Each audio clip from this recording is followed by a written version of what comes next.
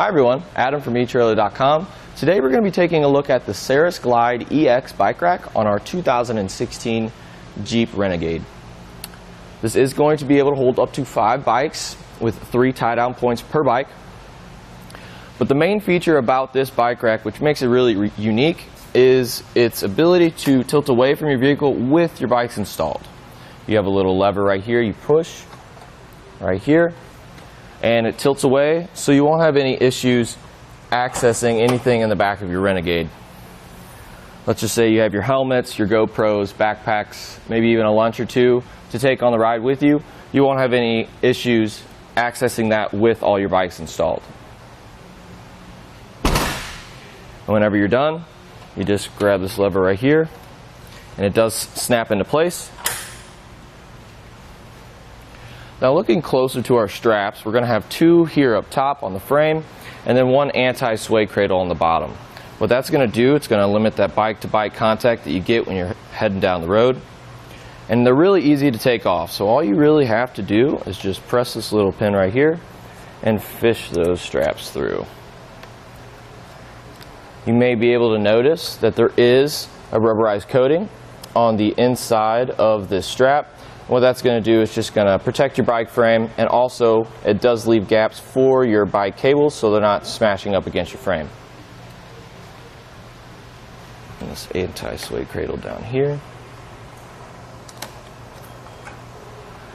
And now we can go ahead and take the bike off.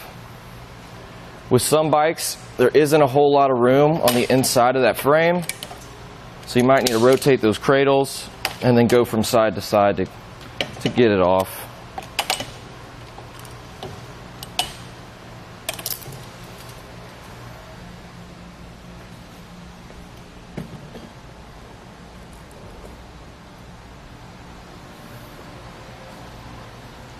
I always like to replace my straps when we're not using them, just so they're not flapping in the wind when you're going down the road.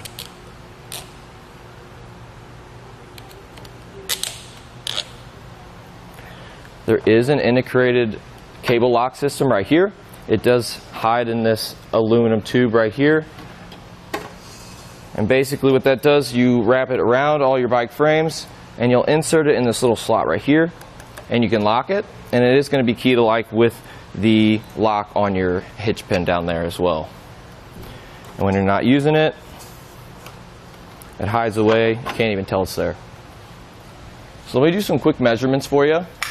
It's always nice to know how much length you add to the back of your vehicle for when, just to see if you're going to have to collapse this if you're backing into your garage. And it is about 36 inches onto the back of our Renegade here. But let's just say you have a smaller garage, you can pull this little lever right here and snaps into place there. And this point's probably the farthest, and that brings it to about 13.5 inches. Looking down here at our shank, at the farthest point, the lowest spot is about 8 3/4 inches. It's always nice to know if you have a really steep driveway, just what kind of room you're working with there, just so you don't hit it. And on this shank right here, we do have a 2-inch sleeve, which makes it compatible with this 2-inch hitch receiver. And let's just say you have multiple cars you plan on putting this on, and one has an 1 1/4 inch. What you got to do is you just take the sleeve off, and it will be compatible with those as well. There is a locking device down here on the pin, and that will be key to like with your cable up top. It does have an anti-rattle bolt, which what that does is just basically fastens both your shank of your bike rack to your hitch, so there's no shake and play there. As you can see, this whole car's moving, and there's no movement on the inside of your hitch.